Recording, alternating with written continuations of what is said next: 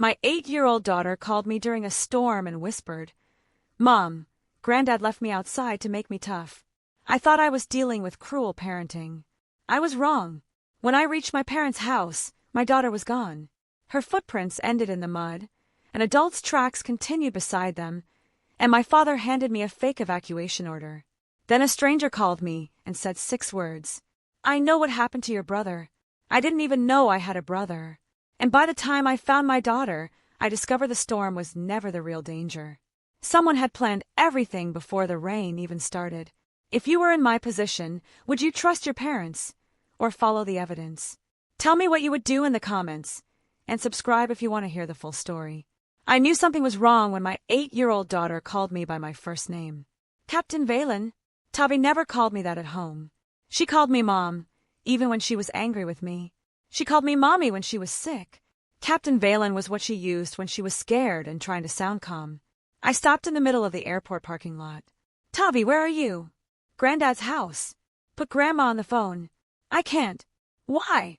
There was a pause. Then she whispered, "Because they put me outside." For 1 second, I couldn't process the sentence. "What do you mean, outside?" "The storm is starting." I looked toward the western sky. I had been at the airport to pick up a medical supply shipment for the small clinic where I worked. The weather had changed faster than predicted. Dark clouds were already covering the hills, and my phone had just received a flash flood warning. "Tavi, listen to me. Are you inside a building?" "No." "Are you under a roof?" "No." "Where are you?" She took a shaky breath. "Granddad said I have to stay here for 30 minutes because I need to learn not to be scared." My hand tightened around the phone. "Where is your grandfather?" "Inside." "And Grandma?" "Inside too." I didn't remember deciding to move. One moment I was beside my car. The next I was throwing my bag into the driver's seat. "My name is Mara Valen. I spent 11 years in the Army as a combat medic before a shoulder injury forced me out. I had spent years learning how to stay calm when people around me were panicking. That training was useful, because my daughter was somewhere in a storm, and my own parents had put her there deliberately. I called my father. Oren Valen answered after 4 rings. "Mara! Where is Tavi?" "She's outside." "I know. Bring her in. She needs to learn." "You have 30 seconds to explain what you mean." My father sighed. "She has become too dependent on you." I gripped the steering wheel. "She is 8. She is old enough to learn resilience." "Resilience is not standing in a thunderstorm. You survived worse." "I was an adult and trained for it." "She needs to stop expecting someone to rescue her every time something is uncomfortable." I heard thunder through the phone. Then I heard my mother's voice in the background. "Oren, that's enough." I put the call on speaker. "Mom, go outside and get my daughter." Selka Valen came onto the phone. "Mara, she's fine. She is 8 years old. She has a raincoat. She has asthma." Silence. That was when my fear changed into anger. Tavi's asthma was mild, but during severe weather she could develop breathing problems quickly. My parents knew that. I had left her with them dozens of times because they had always respected her medication schedule. Something had changed. "What did you give her?" "Her inhaler is in her backpack." "That's not what I asked." My mother didn't answer. I started the engine. "Put Tavi inside now." My father came back on the line. "She has 10 more minutes."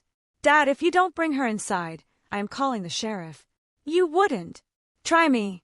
He hung up. I drove. The orchard where my parents lived was 40 miles north of Bellwether, beyond a narrow county road that flooded whenever the creek rose. My daughter had been spending the weekend there because she loved the horses, and my mother made cinnamon rolls every Sunday morning. At 2:31 p.m., I reached the county road. Water was already moving across the pavement. I called Tavi again. No answer. I called my mother. Nothing. Then my phone buzzed. A video message. It was 11 seconds long. I opened it. Tavi was standing beside the old tool shed behind my parents' house. Rain had begun falling. Her hair was wet. She was holding her arms tightly against her body. Behind the camera, my father said, "You can handle this."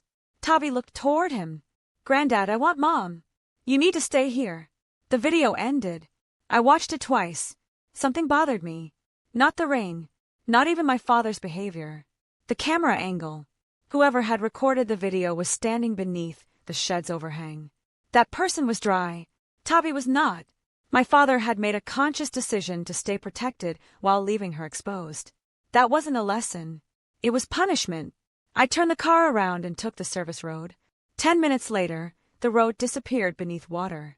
I abandoned the car near an old maintenance station and continued on foot. My training took over automatically. I checked the direction of the current. I tested the ground before stepping. I avoided low areas. I kept my phone inside a waterproof pouch and moved toward the orchard along the higher ridge. The rain intensified. At 2:58, I saw my parents' house. The porch lights were on. Nobody came outside. I shouted, "Dad!" Nothing. I reached the porch and opened the door. My father was standing in the kitchen. My mother was sitting at the table. Neither looked surprised to see me. "Where is she?" My father folded his arms. "She needs to finish the exercise." I stared at him. "What exercise?" "The storm." I stepped toward him. "You put an 8-year-old child outside during a flash flood warning. She is behind the house. Get her." He didn't move. I turned to my mother. "Where is Tavi?" Selka looked down. Then she said something I didn't expect. "She isn't behind the house anymore." My entire body went still. "What?" My father suddenly looked at my mother. "You said she was." "I thought she was." I stepped between them. "What happened?" Neither answered. I walked through the house. Tavi's shoes were by the back door. Her yellow raincoat was gone. Her backpack was gone. The back door was unlocked. I ran outside. Behind the house, I found the place where Tavi had been standing. There were small footprints in the mud. They led toward the orchard. I followed them. 30 yards later, they stopped. Not faded. Not washed away. Stopped. There was a second set of footprints beside them. Adult-sized. I crouched. The prints were deep and fresh. Someone had walked beside Tavi. Then I noticed a tire track cutting through the grass. A vehicle had come through the orchard. I stood. "Dad!" He came outside. I pointed at the tracks. "Who took her?" His face changed. "I don't know." "You're lying." "I am not." "Then tell me why there's a vehicle track behind your house." My mother came outside. She was crying now. "Mara, listen to me." "No." "You listen." I pointed toward the road. "Where is my daughter?" My mother whispered, "Your father sent her to Station 9. I had never heard of Station 9. "What is that?" My father answered, "An old weather station." "Where?" He pointed toward the ridge beyond the orchard. My stomach dropped. Station 9 sat across the floodplain. During normal weather, it was a 20-minute walk. During a flood, it was nearly impossible to reach. "Why would you send her there?" "She was supposed to stay with your father." I looked at him. "Then why isn't she with you?" He didn't answer. My mother finally spoke. "A man came here." "Who?" "Calder Rusk." I knew the name. Calder was my father's former business partner. He had spent the last few years buying abandoned properties around Bellwether and repairing old emergency equipment. What did he want? He brought an emergency order. What emergency order? He said the county had ordered vulnerable residents moved to higher ground. I looked at my father. "Tavi isn't a vulnerable resident. She's a child." He said the shelter had medical supplies. I pulled out my phone. "Show me the order." My father went inside. A minute later, he returned with a printed sheet. I took it. The county seal looked authentic. The formatting looked official. But something was wrong. I had spent enough years dealing with military paperwork to recognize bad documents. The emergency contact number was missing 1 digit. The evacuation code was outdated. And the wording was wrong. I looked at my father. "This isn't from the county." He stared at me. "What?" "Someone forged this." My mother covered her mouth. My father shook his head. "Calder said." "Calder lied." I pulled out my phone and called the county emergency office. No signal. I tried the radio in my emergency bag. Static. Then a voice broke through. "Mara!" I recognized it immediately. "Calder, where is my daughter?" A pause. Then he said, "Do not go to Station 9. I stared at my parents. "Why?" "Because I wasn't the one who sent her there." The radio crackled. "Someone else is already there." The transmission died. I tried again. Nothing. My father grabbed my arm. "Mara, wait." I pulled away. "No. You don't understand." "Then explain it." He looked toward the orchard. His face had gone pale. There was another vehicle. What kind? Black utility truck. Who was driving? I couldn't see. License plate. He shook his head. I stepped backward. Dad, when did you last see Tavi? About 20 minutes ago. I checked my watch. 2:47. The video had been recorded at 2:42. That meant someone had taken her almost immediately after the recording. I looked at the muddy tracks again. The adult footprints were heading toward the service road. Not Station 9. Toward the highway. I turned to my father. Why did you tell me she was at Station 9? He looked at my mother. She looked back at him. That was the moment I realized there was something neither of them had told me. My father finally said, "Because that is what we were supposed to tell you." "Who told you?" He didn't answer. Then my mother's phone rang. She looked at the screen. Her expression changed completely. She handed it to me. The caller ID showed no number. I answered. A man's voice said, "Mara Valen." "Yes. You have exactly 1 hour." "1 hour for what?" "To decide whether you trust your parents." I looked at my father. The man continued, "Because if you go to Station 9, you won't find your daughter." My grip tightened around the phone. "Who are you?" The caller paused. Then he said 6 words that made the blood drain from my face. "I know what happened to your brother." The call ended. I lowered the phone. I had never had a brother. At least, that was what my parents had told me my entire life. Bab, too, the brother who never existed. For several seconds, nobody spoke. Rain struck the porch roof. Water ran from my hair onto the floor. My mother stared at the phone in my hand as if it had become dangerous. I looked at my father. "Who was that?" Orrin Valens said nothing. I asked again, "Dad, who was that?" He looked toward the orchard. "Go inside." "No." "Mara, you told me I was an only child." My mother's face collapsed. That was my answer. I stepped backward. "Tavi is missing." Someone forged an evacuation order. A stranger knows about a brother I supposedly never had. And you're telling me to go inside? My father lowered his voice. "Your daughter is still alive." I stopped. "How do you know?" "Because they need her." "Who needs her?" He looked at my mother. She whispered, "Orrin." He shook his head. "We don't have time." I pointed at him. "You had time for lies. You had time to put my daughter outside. You had time to let somebody take her. You have time to tell me the truth." My father closed his eyes. Then, at 3:04 p.m., he finally said the name. "Ilian." I had never heard it before. "Who is Ilian?" My father didn't answer immediately. My mother did. "He was your brother." The sentence was so simple that it took several seconds to understand it. My brother. The person I had been told never existed. I laughed once. It wasn't because anything was funny. "You're joking." "No," my mother said. "Then why have I never heard his name?" "Because we believed he was dead." "Believed?" My father sat down. "He disappeared when he was 19. How long before I was born?" 6 years. I stared at him. "So he wasn't dead when I was born?" "No." The room suddenly felt smaller. I thought about every family photograph I had ever seen. Every birthday. Every Christmas. Every story about my childhood. There had never been another child. My father had erased him. "Why?" He looked at the forged evacuation order on the table. "Because Ilian became involved with people who were stealing emergency supplies." I shook my head. "That doesn't explain why you lied to me." "It does if you understand what those people were willing to do." "Then make me understand." My mother stood. "Orrin, tell her." He looked at me. "Your brother found evidence that a group of contractors were diverting medical equipment from emergency warehouses. They sold supplies during disasters at enormous prices. That happens everywhere. This was different." He reached into a drawer and removed an old photograph. It showed a younger version of my father standing beside a warehouse. A teenage boy stood next to him. The boy had my mother's eyes. I took the photograph. On the back was a date, June 14th, 2001. Under it, my father had written, "Ali confirmed the shipment."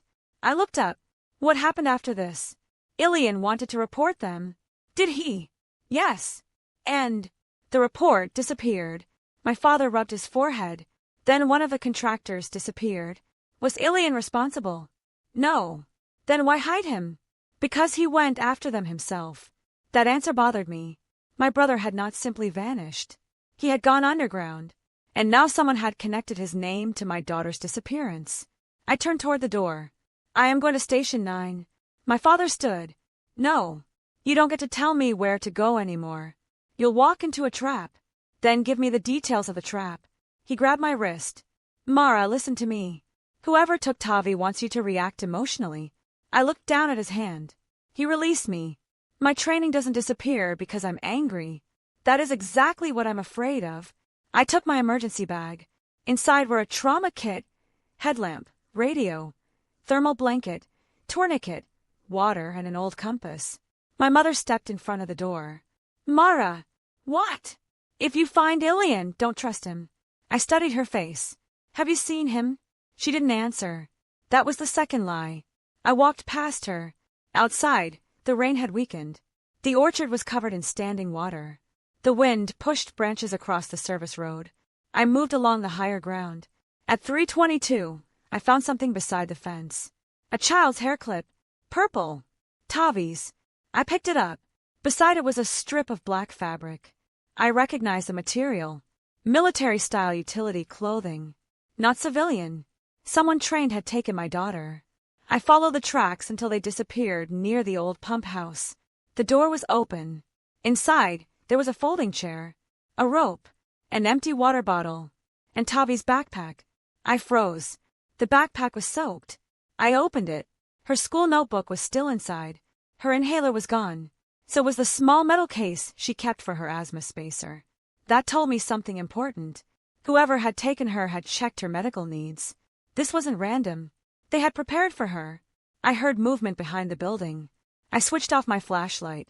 A man's voice called from the trees. Captain Valen. I turned. A tall man stepped into view. Gray hair, red gloves, older than me by perhaps 20 years. He held no visible weapon. Where is my daughter? He looked at the backpack. Safe. Who are you? My name is Silas Vale. The name meant nothing to me. Then he said, Your father knows me. I raised the radio. Tell me where Tavi is. I can't. Then we're finished. He shook his head. You don't understand what your daughter is carrying. She has a backpack. She had one. I took a step toward him. What did you put in it? Nothing. Then why take it? Because your father put something inside it. My stomach tightened. What? Vale looked toward the road. The reason they took Tavi. I kept my voice steady. What is it? Evidence. I thought of my father's secret. You expect me to believe my father used my daughter to carry evidence? No. Then explain. Vale reached into his coat and removed a photograph. He placed it on the ground between us. It showed Station 9, the old weather tower, and a black utility truck. Tavi stood beside it. The timestamp was 20 minutes earlier. She was alive. I looked at Vale. When was this taken? 6 minutes ago. Where is she? Moving. With whom? Someone your family knows. I felt my pulse increase. Calder. No. My father. No. My mother. Vale hesitated. That hesitation was enough. I grabbed the photograph. My mother took her. No. Then who? He said, Your brother. I stared at him. Ilian is alive. Yes. Where? I don't know. You're lying. I've been looking for him for 6 years. Why? Because he knows who is running the network. What network? The one your father discovered. I looked toward Station 9. Why would Ilian take Tavi? Vale's expression hardened. He didn't. I waited. Then who did? Before he could answer, a vehicle engine started somewhere behind the trees. Vale turned. Down. He shoved me behind the pump house as a bullet struck the metal wall. I hit the ground. Training took over. I pulled my radio, moved low, and checked Vale. He was bleeding from the shoulder. Can you move? Yes. Good. Another shot hit the wall. I looked toward the tree line. I couldn't see the shooter. Vale whispered, 3 o'clock. I shifted. A dark figure moved between the trees. I didn't fire because I had no weapon. Instead, I threw my flashlight toward the opposite side. The figure turned toward the sound. Vale pulled me behind the concrete foundation. A vehicle accelerated away. I waited. 5 seconds. 10. Then silence. I checked Vale's shoulder. The bullet had grazed him. You're lucky. I know. Who shot at us? He looked at me. The people who don't want you reaching Station 9. I stood. Then we're going. He frowned. You don't trust me? No. Good. Why good? Because if you trusted me right now, I'd be worried. At 3:49, we reached an abandoned maintenance road. Vale walked beside me while I kept Tavi's backpack close. He finally spoke. I need to tell you something before we reach the station. What? Your father wasn't the person who sent Tavi outside. I stopped. He admitted it. He admitted what he wanted you to believe. I turned toward him. What are you saying? The person who forged the evacuation order had access to county records. So, your father doesn't. Calder does. Calder's access ended 2 years ago. I stared at him. Then who has access? Vale looked toward the ridge. Someone inside the regional emergency office. That meant the forged order wasn't created at my parents' house. Someone had planned it before Calder ever arrived. Why would they choose Tavi? Vale answered carefully. Because they knew you. I thought about the phone call. The stranger had called me by name. He knew about Ilian. He knew where Tavi was. This wasn't an attack on my parents. It was an operation built around me. At 4:02, we reached the base of Station 9. The tower rose above the trees. The access door was open. Inside, I found fresh footprints. Small ones. Tavi. I followed them upstairs. Then I saw something written on the concrete wall. 3 words. MOM, don't trust Vale. I stopped. Vale stood behind me. He read the message. His face changed. You know what that means? I asked. Yes. What? He looked at me. It means Ilian got here first. Then a radio on the floor crackled. Tavi's voice came through. Mama. I grabbed it. Tavi. Where are you? She was breathing hard. I'm with someone. Who? A man's voice answered in the background. Mara. I knew that voice. It was my father's. Then my father said something that made my blood run cold. Do not let Vale bring you inside. The radio went dead. Vale stared at me. I stared at the dark doorway above us. My father was somewhere inside Station 9. My daughter was with him. And for the first time since I arrived, I had no idea which person I was supposed to rescue her from. Bab 3, the man waiting above US. I kept my hand on the radio and stared at the staircase. My father's voice was still in my head. Do not let Vale bring you inside. Tavi had called me. She was alive. She was somewhere above us. And my father was with her. But if my father had been inside Station 9 all along, why had he allowed me to believe he was still at the orchard? I turned toward Vale. Stay here. He gave me a tired look. That won't work. Why? Because if your father is upstairs, he knows this building better than I do. I tightened my grip on the radio. You said you were looking for Ilian. I was. Did you find him? Vale didn't answer. That was enough. You found him. Not tonight. You're lying again. He looked at the staircase. I found him 6 years ago. The word stopped me. What? He contacted me after disappearing. Why? He wanted information about the emergency network. And you gave it to him? I tried. Try harder. Vale sighed. He was already inside it. That made no sense. I stepped closer. Inside what? The network your father discovered. He lowered his voice. It wasn't just a supply theft operation. The people involved had access to emergency relocation records.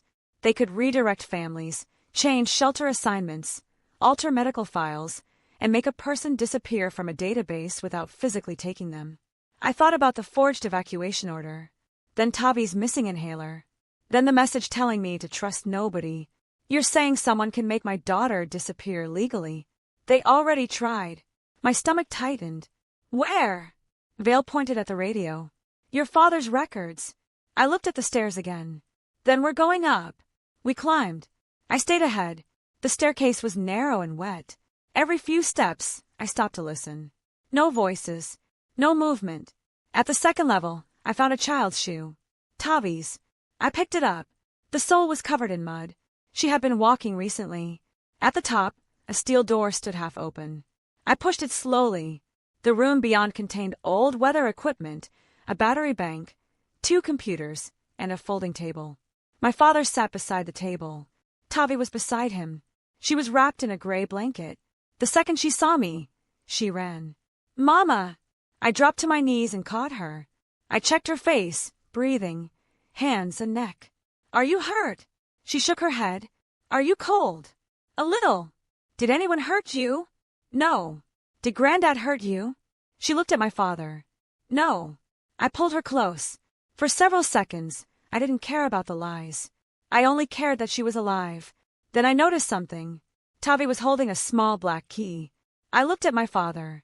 What is that? He stood. Something she found. Where? Inside the tower. I took it from her. It was marked with a number. My father looked at Vale. You brought him. I stood. You know him. I know what he did. Vale answered. And I know what you did.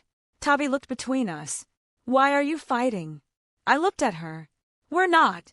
My father gave me a bitter smile. We are. I wanted answers. I got them one piece at a time. My father explained that Station 9 had been used as an emergency relay decades ago. When the county stopped using it, he bought the property through a shell company. He had converted part of it into a private archive. That archive contained records from the original supply investigation. But there was something else. A hidden communication system. Someone had been using it to monitor the county emergency network. Why didn't you tell me? Because you were safer without knowing. That sentence is getting old. He looked at Tavi. I thought keeping you away from it would protect her too. You put her outside in a storm. His face tightened. I didn't. You admitted sending her to Station 9. I sent her here because Calder told me the county had issued an evacuation order. I held up the paper. It was forged. I know that now. When did you know? He looked down. After Calder left. I felt my anger rise again. So you knew my daughter had been taken and still didn't call me? I was trying to find her. You had a phone. I thought your phone was compromised. By whom? He looked at Vale. I followed his gaze. Vale shook his head. Not me. My father said, Ilian. The name changed the room. I looked at my daughter. Tavi, did you see another man? She nodded. What did he look like? Brown jacket. Anything else? He had a scar here. She touched the side of her jaw. Did he hurt you? No. Did he say his name? She hesitated. He said I could call him Uncle Eiley. I looked at my father. His face had gone pale. You told her that? No. Then he did. Tavi looked at me. He knew your name. My heart stopped for a beat. What did he say? He said you would come. I closed my eyes. My brother had planned for me to reach Station 9. That meant the storm, the fake order, and the kidnapping were connected. But I still didn't know why. My father walked toward the computer. He left something. On the screen was a video file. The timestamp was 15 minutes earlier. I played it. A man appeared. He was older than the boy in the photograph. Dark hair, thin face, a scar along his jaw. My brother. I knew it without being told. He looked directly into the camera. Mara! My throat tightened. If you're watching this, they took Tavi because they think you have something. I paused the video. My father whispered, keep going. I pressed play. Ilian continued. You don't. He looked away from the camera. The thing they want isn't evidence. My eyes narrowed. Then what is it? The video continued. They want the person who can identify it. Ilian leaned closer. And that person is your daughter. The room went silent. I looked at Tavi. She looked confused. She doesn't know anything, I said. My father shook his head. She might. I turned toward him. What does that mean? Tavi spoke before he could. I saw the box. What box? The one Granddad told me not to open. My father closed his eyes. Tavi. She pointed toward the wall. There. I followed her finger. A section of concrete looked slightly different. My father moved toward it. I stopped him. What is behind that wall? He didn't answer. I stepped forward. Dad. He finally said, the original archive. Then open it. I can't. Why? Because the lock requires the person who created the record. I looked at the key in my hand. Number 17. Who created it? My father looked at me. You. I stared at him. What? When you were 3 years old. I almost laughed. That is impossible. No. He explained that during the original investigation, someone had discovered that electronic records were being altered. So my father created a physical backup, but he didn't want anyone to know where it was. The access code was based on a childhood identification number that belonged to me. He had never told me. Why? Because if I died, you were supposed to find it. I stared at him. You planned for your death. I planned for the possibility. And you put the key in Tavi's backpack? No. I looked at Tavi. She shook her head. I found it under the stairs. That changed everything. Someone had placed the key where she would find it. I turned toward Vale. Was that you? No. My father looked at the door. Then Ilian was here. Suddenly the radio crackled. A man's voice came through. Correct. I froze. Ilian. Mara, I know you're there. I grabbed the radio. Where are you? Close. Why did you take my daughter? I didn't. You were here. Yes. You left the key. Yes. You knew she'd find it. Yes. Then explain. His voice became quieter. I needed you to open the archive. I looked at my father. What is inside? Ilian answered. Proof that our father wasn't investigating the network. My father stiffened. He was part of it. The room went silent. I stared at my father. Is that true? No. Ilian laughed through the radio. He'll say no. My father stepped forward. Your brother is lying. Then why does he know about the archive? Because I taught him how to find it. I looked between them. For the first time, I couldn't tell which one was protecting me and which one was controlling me. Then Tavi tugged my sleeve. Mama! What? She pointed toward the computer. The video had continued playing while we argued. Ilian's face appeared again. But this time he wasn't alone. Someone stood behind him. A woman. My mother. I stared at the screen. She looked directly into the camera. Then she said, Mara, if you see this, your father has already lied to you. The video ended. I turned toward the door. My mother was supposed to be 40 miles away at the orchard. She wasn't. And suddenly I understood the one detail that had bothered me from the beginning. When I arrived at the house, my mother's clothes were completely dry. She had not been outside. But if she had recorded this video recently, she had been somewhere else. I looked at my father. Where is Mom? He didn't answer. Vale whispered, We need to leave. I ignored him. Dad, where is Mom? My father finally looked at me. She went after Ilian. When? Before you arrived. Why didn't you tell me? Because I didn't know who she was working for. I stared at him. Then Tavi said something that made everyone stop. Grandma wasn't chasing Uncle Eiley. What? She was with him. My father looked at her. How do you know? Tavi pointed toward the window. Because I saw them when they took me. My breathing stopped. You saw Grandma with Ilian? She nodded. She told him to hurry. The room became completely silent. Then the lights went out. A generator failed below us. Someone had entered the building. Footsteps moved across the lower floor. 1, 2, 3 people. Vale reached for his weapon. My father moved toward the door. I pulled Tavi behind me. Then a voice came from the staircase. My mother's voice. Mara! I raised the radio. Mom! No! The voice answered again. I am not the person you think I am. A man's voice followed. Neither is your father. I looked at the staircase. 2 shadows appeared. One belonged to my mother. The other belonged to Ilian. And between them was Calder-Rusk. He was holding a hard case. My mother looked directly at me. Then she said the words that changed everything. Mara, your daughter was never supposed to be the target. She pointed at Tavi. She was supposed to be the witness. My daughter had been standing in front of me for less than a minute when my mother said the sentence I would remember for the rest of my life. She was supposed to be the witness. I moved Tavi behind me. Witness to what? My mother didn't answer. Calder-Rusk set the hard case on the floor. Ilian stood beside him, soaked from the rain, his scar visible along his jaw. My father remained near the computer. Nobody moved. Then Tavi whispered, Grandma. My mother looked at her. I am sorry. Tavi tightened her grip on my jacket. I didn't take my eyes off my mother.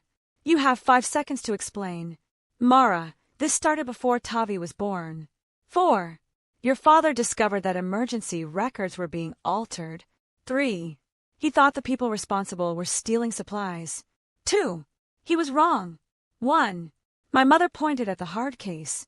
They were manufacturing disappearances. I stared at her. Calder opened the case.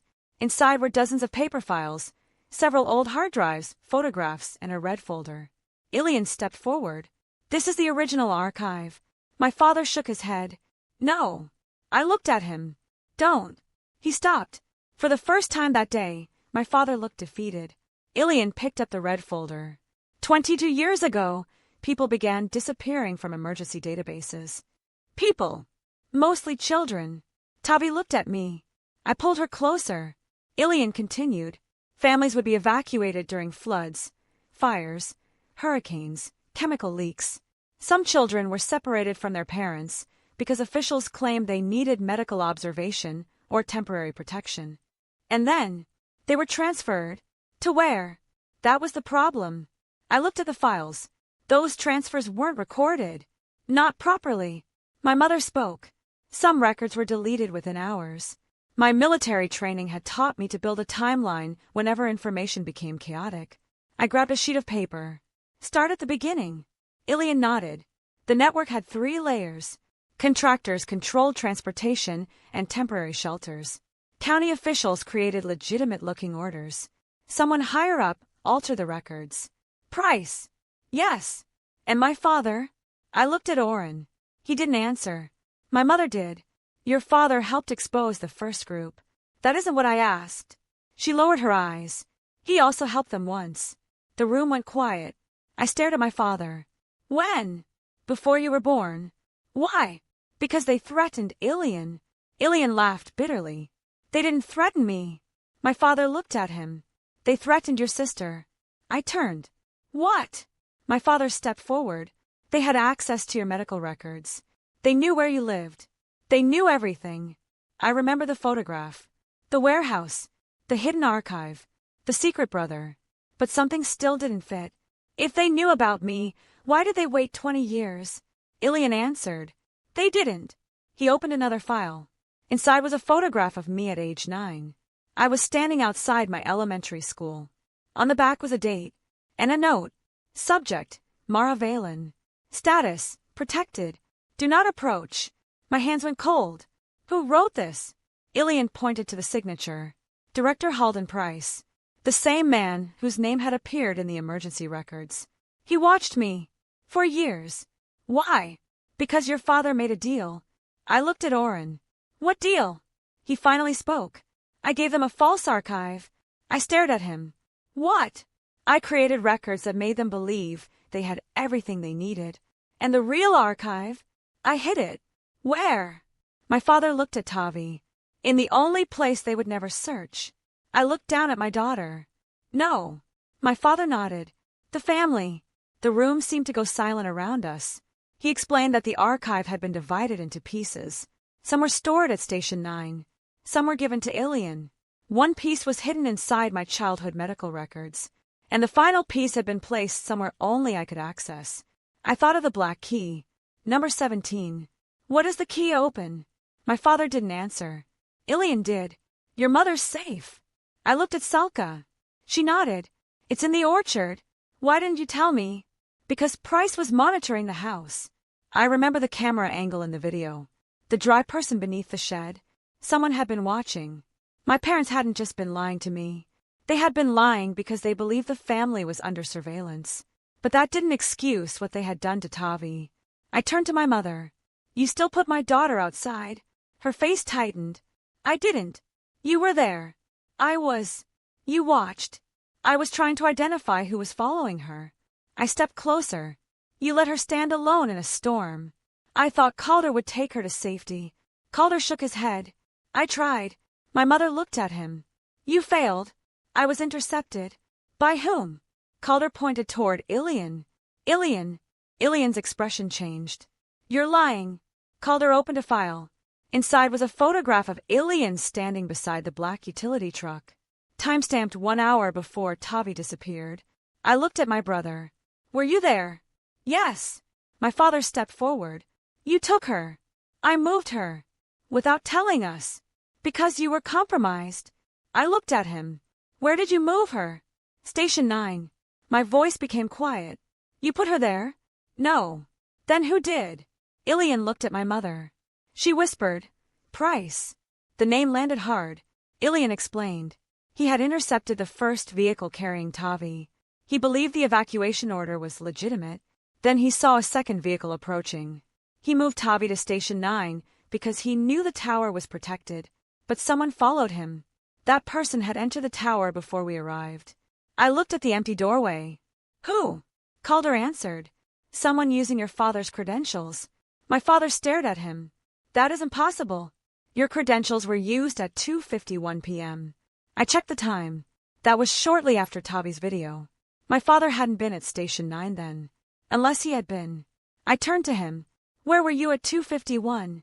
At the orchard. Prove it. He looked hurt. You don't trust me. No. The answer came too quickly. He nodded. Fair. Then he reached into his coat. He pulled out his phone. There was a photograph. A timestamp. His reflection in the orchard kitchen window. 2:51 p.m. He had been there. I stared at the image. That meant someone had used his credentials, remotely. Someone had access to his account. Ilian looked at Calder. Then Price's access. Calder shook his head. Price isn't the only one. He opened another file. A list of authorized users appeared. At the bottom was a name I didn't recognize. Ilara Vale. I looked at Silas Vale. Your wife. He went pale. She died 12 years ago. My mother looked at the screen. She wasn't supposed to have access. Ilian stared at the name. She wasn't. That was the first time I saw genuine fear in his face. Then someone has been using dead identities. I understood. A dead employee could authenticate a system without triggering suspicion. The network wasn't simply falsifying records. It was using people who no longer existed. That meant the operation was larger than Price. Maybe much larger. Then Tavi spoke. Mama. I knelt beside her. What? Can I tell you something? Always. When Mr. Calder brought me here, he told me to remember what I saw. Calder looked at her. I did. She nodded. You told me not to look at the cameras. I turned toward him. Why? Calder's expression changed. I didn't say that. Tavi shook her head. You did. My military instincts immediately kicked in. Contradictions mattered. I crouched. Tavi, tell me exactly what happened. She closed her eyes. I was in the truck. Granddad said I was going to learn a lesson. Then Grandma came outside. She was crying. My mother looked down. Then a black truck came. Who was driving? I couldn't see. What happened next? Grandma opened the door. My mother whispered, Mara. I raised my hand. Let her finish. Tavi continued. Someone took me. Who? I don't know. Then what? I saw Granddad. My father stiffened. Where? In the truck. He looked confused. I was never there. Tavi shook her head. Yes, you were. I looked at my father. Then Tavi added, but he looked different. My blood ran cold. How? He had a beard. My father had been clean-shaven. And he had a black mark on his neck. I looked at Calder.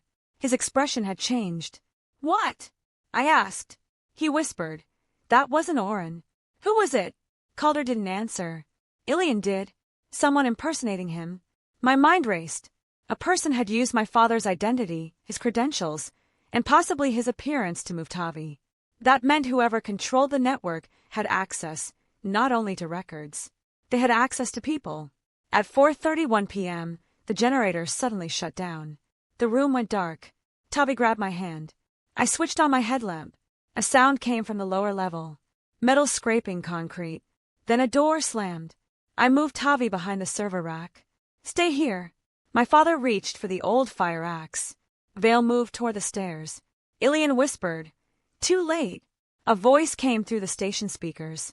Mara! I recognized it. Director Price. You've been looking in the wrong place. I stepped toward the speaker. Where is my daughter? She is standing beside you. She is safe. For now. I looked at Tavi. Price continued. You think the archive is the objective. It isn't. No. What is? He laughed. You.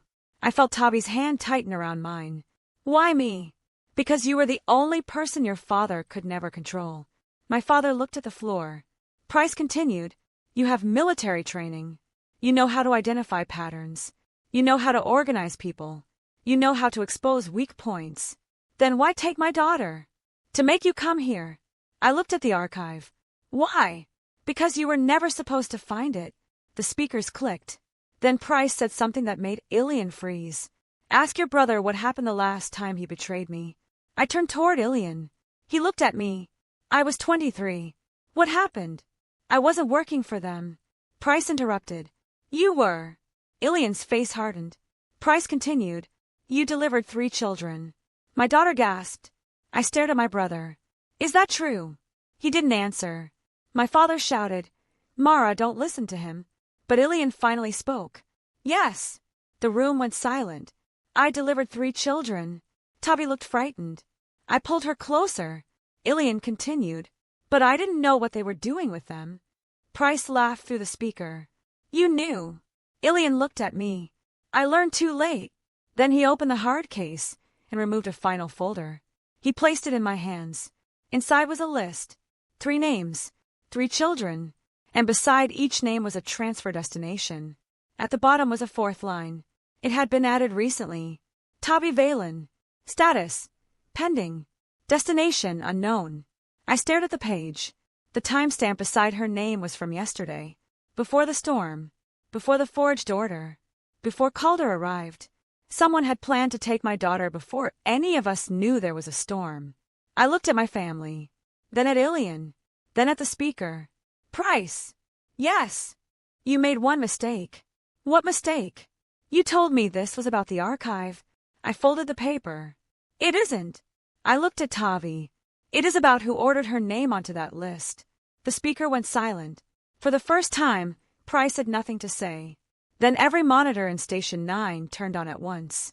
One image appeared, a surveillance photograph of my daughter at school. The timestamp was 3 days earlier. Tavi was walking beside her teacher. A man stood across the street watching her. His face was clear. I knew him. I had seen him that afternoon. He had been standing inside my parents' kitchen. My father. Except this photograph showed him with the same black mark on his neck that Tavi had described. The man in the picture was not my father. He was someone who looked exactly like him. And underneath the photograph was a new message. You have 6 hours to find the original. For 3 seconds, I could not move. The photograph on the monitor showed my daughter outside her school 3 days before the storm. Tavi was carrying her purple lunch bag. Her teacher was beside her. Across the street stood a man who looked exactly like my father. Same height, same gray hair, same narrow shoulders, even the same dark jacket my father had worn that morning. But there was one difference, the black mark on his neck. Tavi had seen it. My father hadn't. I turned slowly toward Oren. Dad! He stared at the screen. I have never seen that man. I believed him. That frightened me more. Because if someone could look enough like my father to fool an 8-year-old, enter the orchard, use his credentials, and manipulate the emergency system, then this had been planned long before the storm. Ilian stepped closer to the monitor. That photograph was taken outside Bellwether Elementary. I know. 3 days ago. I can read. He looked at me. No. You don't understand. That means they had been watching Tavi before your parents ever agreed to take her. My mother covered her mouth. I looked at her. Did you know? No. Did Dad? No. I believed her too. That left one person. Calder. He had been around my family for years. He knew the orchard. He knew Station 9. He knew my father's work. I turned toward him. Did you know someone was watching my daughter? Calder didn't answer. Calder. He looked at Tavi. Then at me. I knew someone was monitoring the school. My chest tightened. And you didn't tell me? I didn't know it was Tavi. You expect me to believe that? I had a name. What name? He reached into his jacket and pulled out a folded document. Valen. I stared at him. That isn't enough. The surveillance file didn't contain her first name. Then why did you know it was connected to my family? Because the file originated from your father's archive. My father stepped forward. I never authorized surveillance. Calder looked at him. You didn't have to. Ilian took the document. He unfolded it. His face changed. What? He handed it to me. At the top was a list of schoolchildren. There were 12 names. Tavi's was number 7. Beside each name was a code. Not a destination. A classification. I recognized the format. It was similar to military intelligence assessments. Who created this? Calder said, someone trained. I looked at the final column. Tavi's code was different. I asked what it meant. Ilian answered. Witness potential. My stomach tightened. Why would an 8-year-old be classified as a witness? Because she saw something. She doesn't know anything. My mother spoke quietly. She might. I turned toward her. What did she see? Nobody answered. I looked at Tavi. She was sitting on the floor beside the server rack, holding her blanket. I crouched beside her. Tavi, I need you to think carefully. She nodded. Do you remember seeing anything unusual before the storm? She thought. Not really. Take your time. She looked at the ceiling. There's a man who comes to school sometimes. My heart stopped. What man? He fixes things. What things? Computers. Did he talk to you? Once. What did he say? He asked me if I knew where Mom kept her old army things. I looked at my father. He looked horrified. What did you tell him? I said Mom doesn't let me touch them. That answer might have saved her. I asked what the man looked like. She frowned. He had a beard. Ilian's eyes narrowed. Gray. She nodded. My father whispered, Price. I looked at him. Price was at her school. Maybe not personally. Calder shook his head. No. Price doesn't work in the field. Then who? Calder looked at the photograph. The man wearing your father's face. I stood. Enough riddles. I turned to everyone. We need names, locations, and evidence. My military training had always worked best when emotions threatened to overwhelm information. I drew 3 columns on an old whiteboard. Who? What? Where? Under who? I wrote Price, Ilian, Calder, my parents, the impersonator. Under what? I wrote the archive, Tavi, emergency records, school surveillance. Under where? I wrote Station 9, Orchard, school, regional emergency office. Then I added one more location. Where is the original archive? My father stared at me. I don't know. I almost laughed. You built it. I built the system. I didn't keep the final location. Who did? He looked at my mother. She answered, Me. The room went silent. I faced her. Where? The orchard. My father shook his head. No. Selka looked at him. You weren't supposed to know. He stared at her. You hid it from me. Yes. Why? Because I knew you would try to protect it. She looked at me. I put the original archive in the storm cellar. I remembered the old cellar behind the barn. I had played there as a child. It had been locked for as long as I could remember. What is inside? Everything. Then we're going. My father stepped forward. I'll come. No. Mara. You don't know who I can trust. He stopped. I looked at Vale. You stay here. He nodded. Calder. I'll go. I looked at Ilian. You too. He gave a faint smile. I assumed you would. My mother stepped forward. I am coming. I looked at her. You're the only person who knows how to open it. She nodded. Tavi stood. I want to go. No. Mama. You're staying here. But. No. She looked hurt. I crouched. I need you safe. She lowered her eyes. Then she said something that stopped me. Mom, that's what everyone said before they took me. I had no answer. At 4:58 p.m., we left Station 9. The storm had moved east, leaving the roads flooded but passable. Calder drove an old utility truck. My mother sat beside him. I sat in the back with Ilian. My father remained at Station 9 with Vale. As we drove, Ilian finally spoke. You hate me. I don't know you well enough to hate you. You know what I did. I know what Price says you did. I delivered 3 children. You said you didn't know what would happen. I knew they were being moved. Did you know their parents weren't coming? He looked down. No. Then tell me the truth about why you stopped. He was silent for several seconds. Because one of the children looked like you. I stared at him. How old? 4. What happened? I was supposed to deliver her to a shelter. And I arrived. He swallowed. There were no children there. What? Only paperwork. He looked out the window. That's when I realized the shelters were fake. My anger shifted. You went back. Yes. Why didn't you tell Dad? I did. When? He told me to disappear. I stared at him. Why? Because he knew they were watching the family. That explained one piece. Not enough. At 5:21, we reached the orchard. The house looked exactly as we'd left it. Too exactly. The front door was closed. The porch light was on.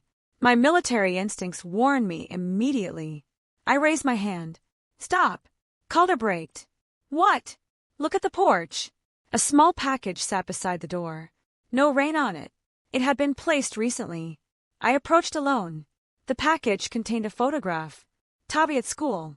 Another photograph. My mother entering the storm cellar. And a note. You are late.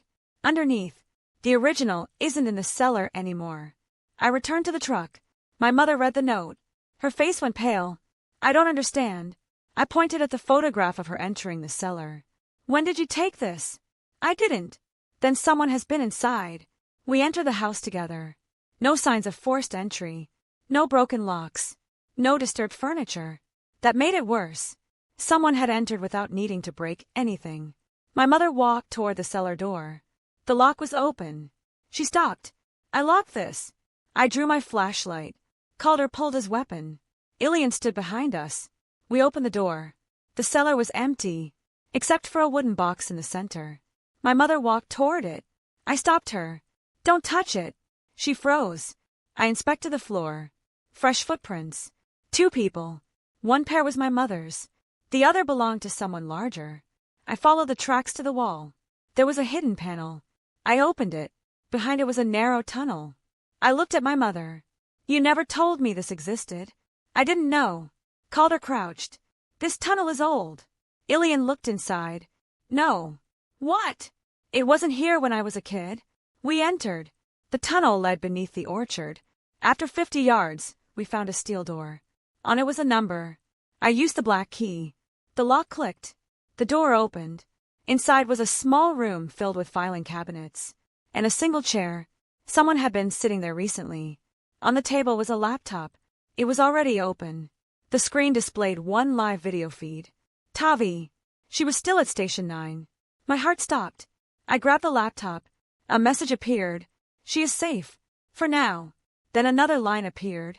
The original archive was never the target. I typed, "What do you want?" The answer appeared immediately. "The truth about your father."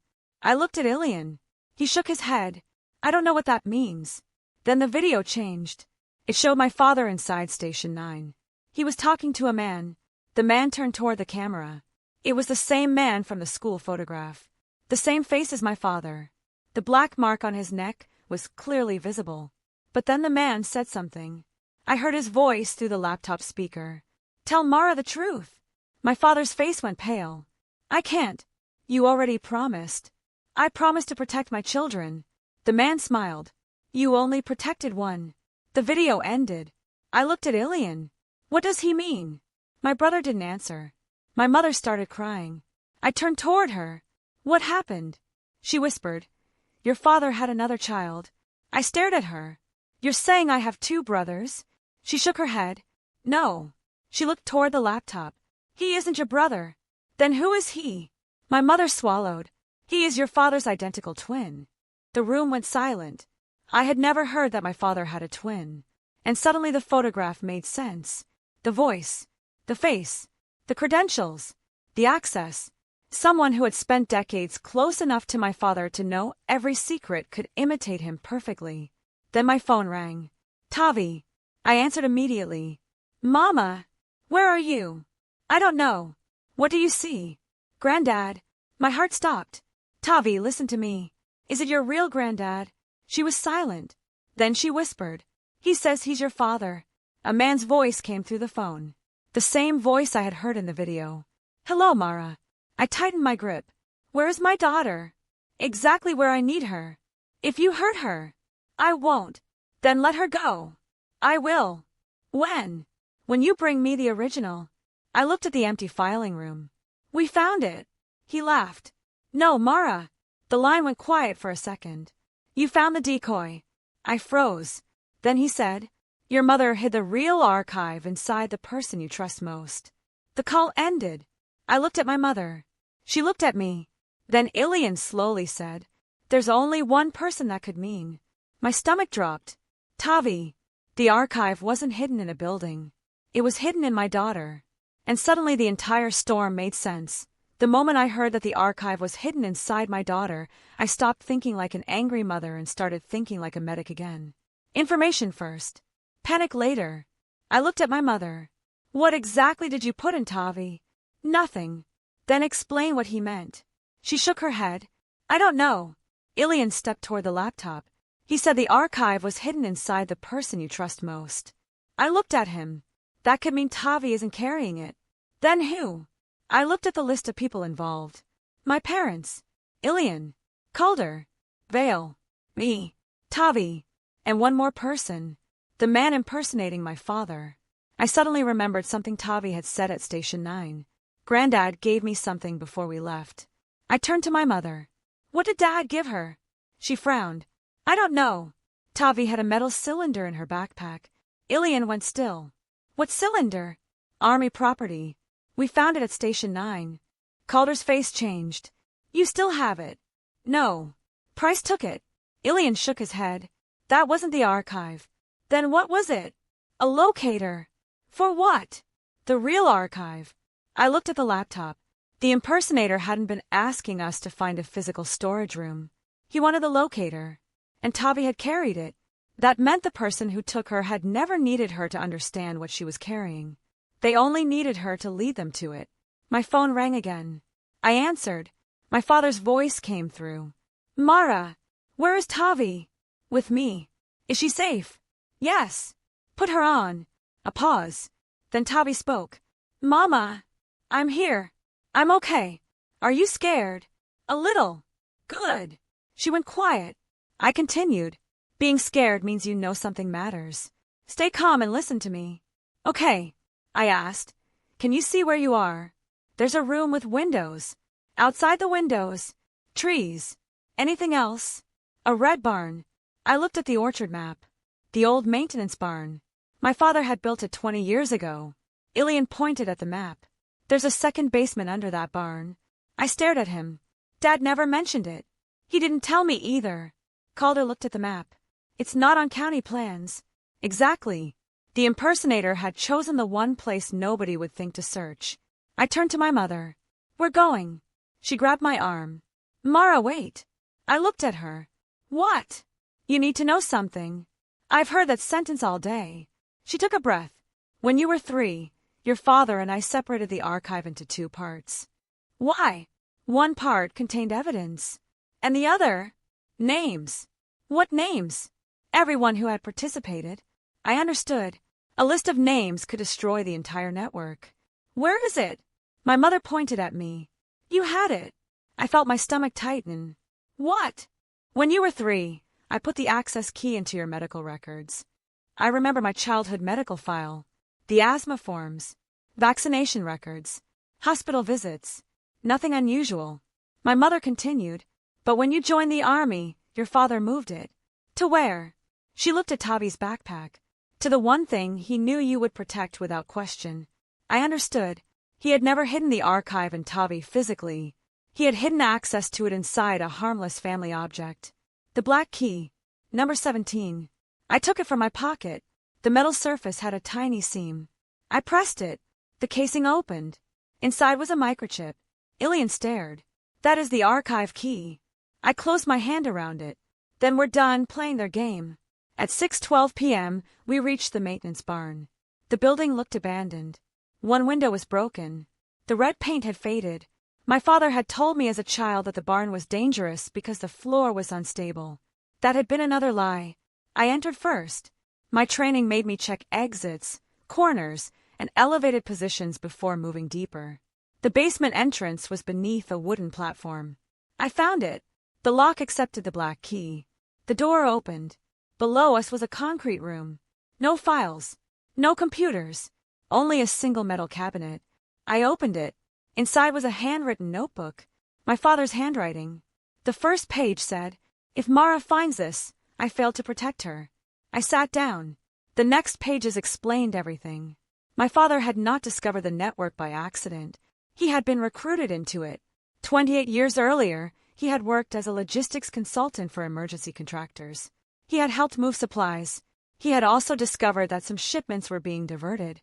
At first, he stayed quiet because he needed money to support our family. Then, he learned that children were being moved through the same system. That was when he turned against them. He began collecting evidence. Price discovered what he was doing. Price threatened our family. My father created the false archive and gave the network enough information to make them believe they had won. But there was another truth. Ilian had never been the only child my parents hid. There had been a second child, a baby girl. She had died shortly after birth. Her medical identity had been used by the network to conceal another child's transfer. My father had spent decades trying to find that child. That was why the archive mattered. Not just because it contained names, because it contained proof that hundreds of children had been given false identities. My hands shook as I turned the page. The final entry was dated 3 months earlier.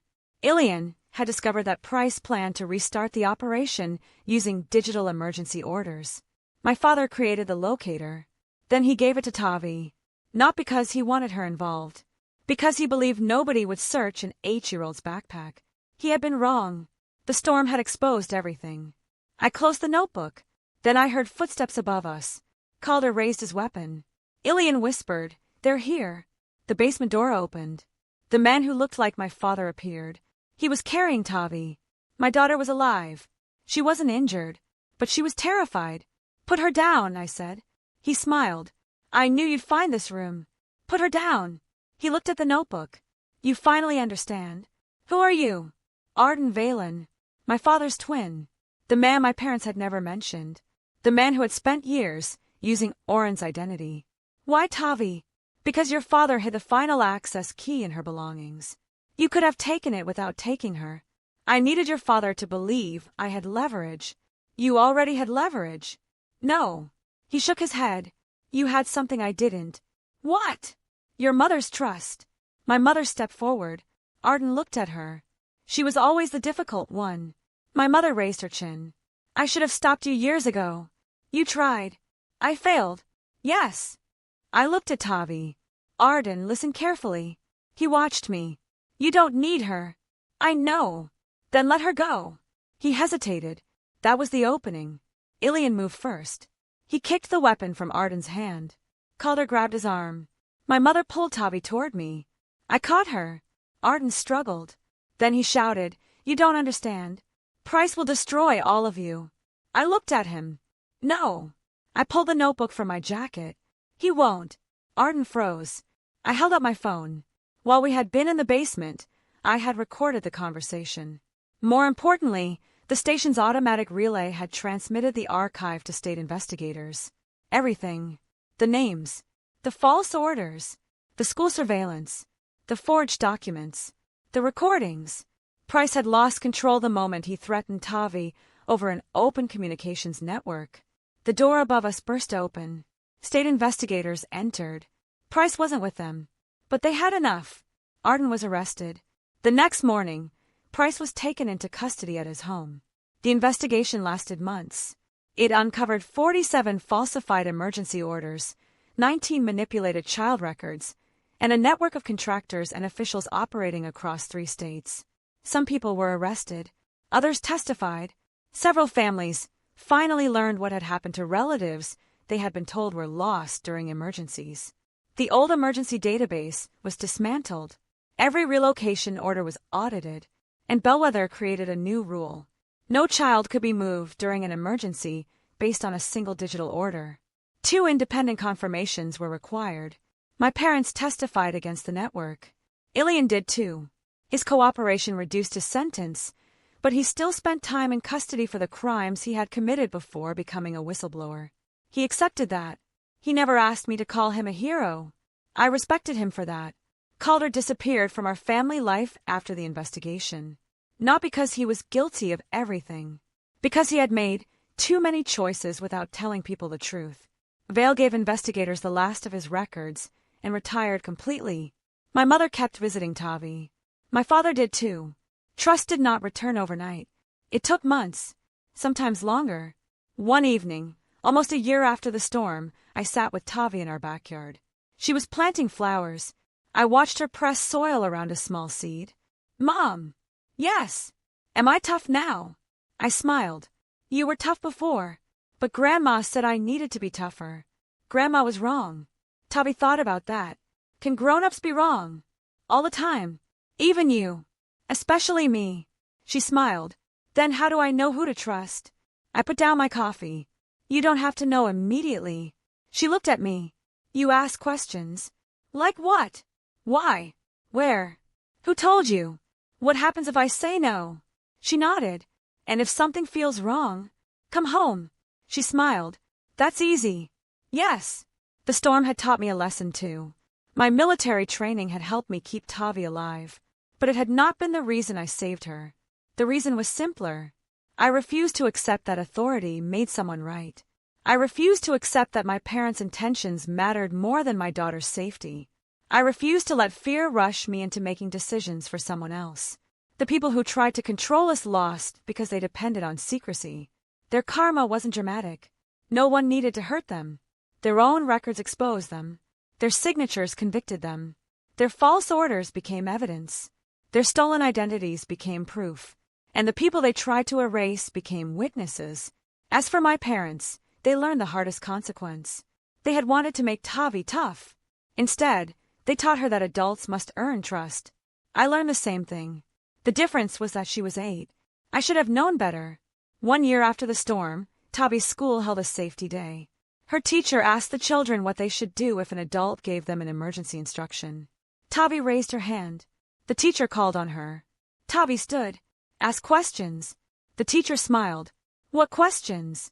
Tavi counted them on her fingers. Who said it? Why? Where are we going? Is my mom coming? And if they won't answer, don't go. I watched from the back of the classroom. For the first time, I wasn't afraid when she spoke. I was proud. When we left the school, she took my hand. Mom! Yeah, can we get cinnamon rolls? I laughed. From Grandma? No. She thought for a second. Definitely not. We both laughed. The storm was over. The investigation was over. The lies had finally been documented. My daughter was home. And the family that had been broken by secrets had to rebuild itself without them. That was the real consequence. Not revenge. Not violence. Accountability. My parents lost the privilege of deciding what I deserved to know. Arden lost his freedom. Price lost his career and his liberty.